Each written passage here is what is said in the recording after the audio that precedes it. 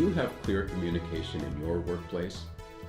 Welcome to Tea at Taxevity, where you get insights from insiders who make life better, our many clients and friends. My name is Pramod Sharma and I'm your host. Our guest is Jim White. Jim, welcome. Hey, Pramod. My pleasure to be here. Jim is the documentation specialist at JSW and Associates. Jim, please describe what you do.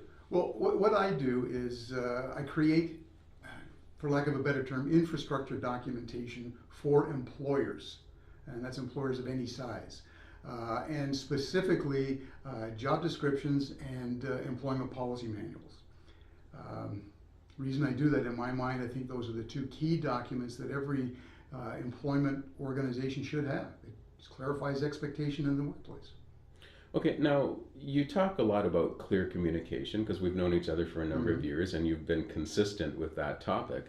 What causes murky communication? In my mind, primarily because too many employers count on verbal communication to communicate what they want to communicate with their employees. That's not a good form of communication.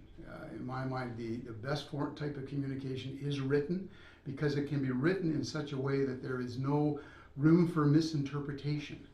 And the more potential misinterpretation in a workplace, the greater the possibility of confusion. Okay, but writing something down takes a lot longer than just saying something to someone. It does, but it also lasts an awful lot longer, and it's consistent. And I think consistency is critical for a workplace. It's part of risk management, if you will, and having employees is risky nowadays. Okay, good point. Now, do you have an example of unclear communication? Well, a general example would be a poorly written job description. Oh, a job description. Oh yeah, does not clarify as it should what the expectations of what the job-related expectations are for that employee. And if they're not clear, what assurance does the employer have that the employee is going to do what's expected?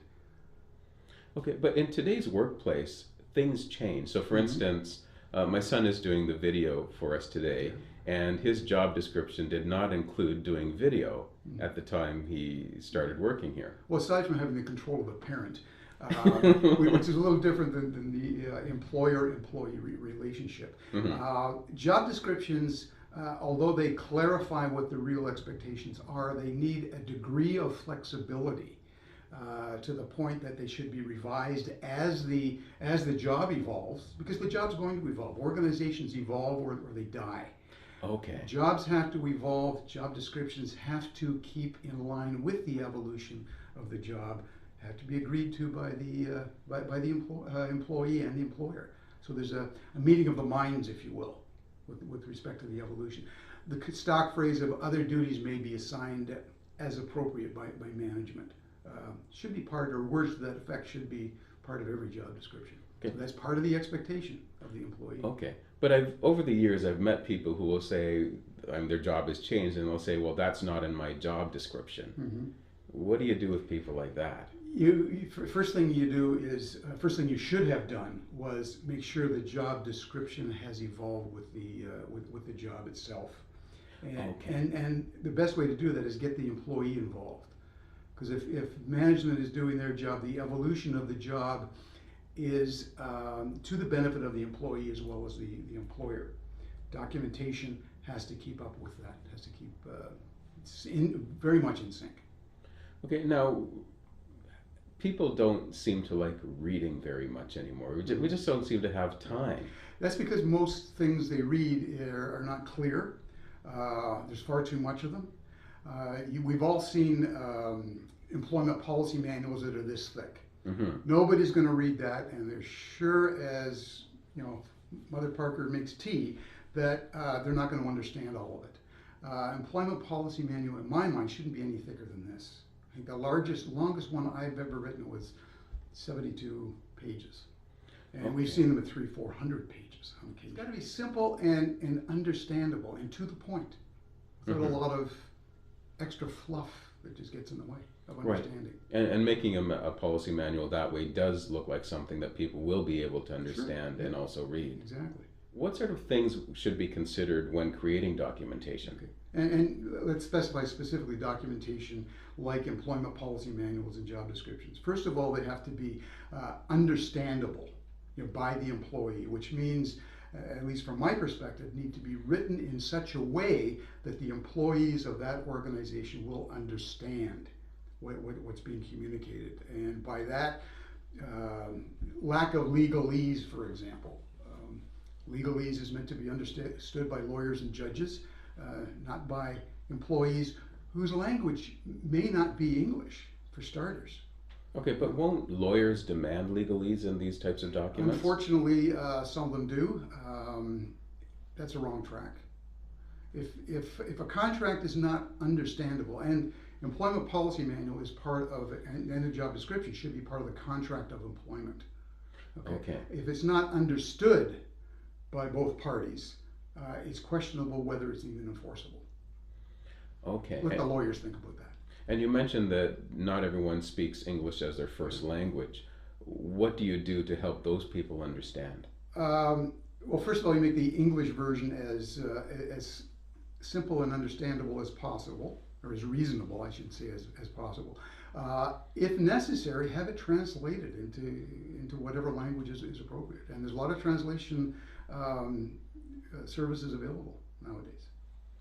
Yeah, I know when I was in the corporate world, there were certain documents that we had translated. They were more marketing documents. Mm-hmm. And the concern was always that, okay, we can't read what it says, and we're afraid that it'll say something different, and then we'll need our lawyers. I guess part of it is you have to get a translator who knows what he or she is doing, and there is that trust level. Or you set up mechanisms to have it checked by people who know. If you have to have say a manual or any kind of document translated in your workplace, you most probably have somebody who speaks both English and that other language. Good point. Let them take. Are there other considerations for internal communications? Well, of course, there's always other considerations. Okay, give us some examples. I think a couple of the key considerations is that policies, job descriptions, expectations need to be clearly communicated. But in addition to that, on management's part, they need to be reinforced on a regular basis because people forget. They don't think about it on a regular basis. They need to be consistently applied because consistency is a key when it comes to policies, procedures, et cetera, because that's why the organization operates. And when necessary, enforced. And particularly with respect to health and safety policies and procedures. High risk if they're not consistently enforced.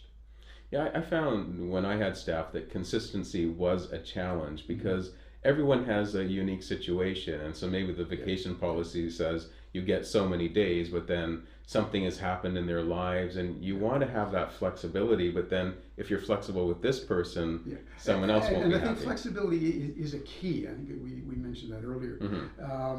And management, to make a workplace conducive to healthy working, if you will, some degree of flexibility is necessary. You can't have a rigid organization that operates by policies and procedures only.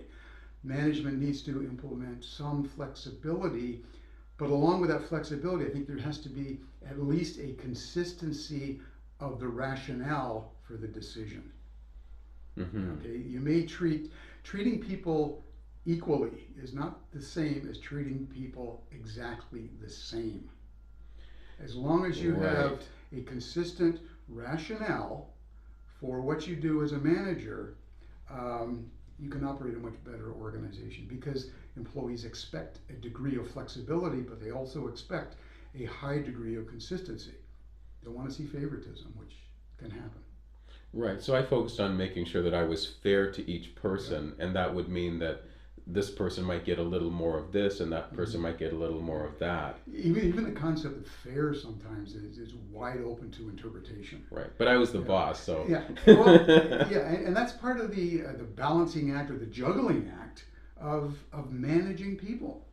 I mean, dealing with the human animal is a challenge at best. Yes, and then you also mentioned enforcement, and that's also a challenge because these are people you're working with that maybe you've known for years, and they've done something that isn't quite right. At the risk of appearing sarcastic, that's why managers get the big bucks.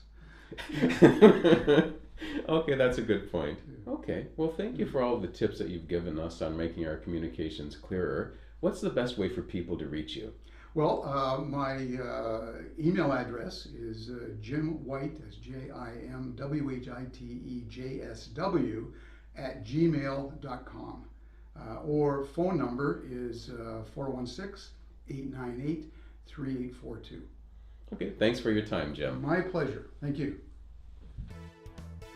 Thanks for joining us for Tea at Taxevity.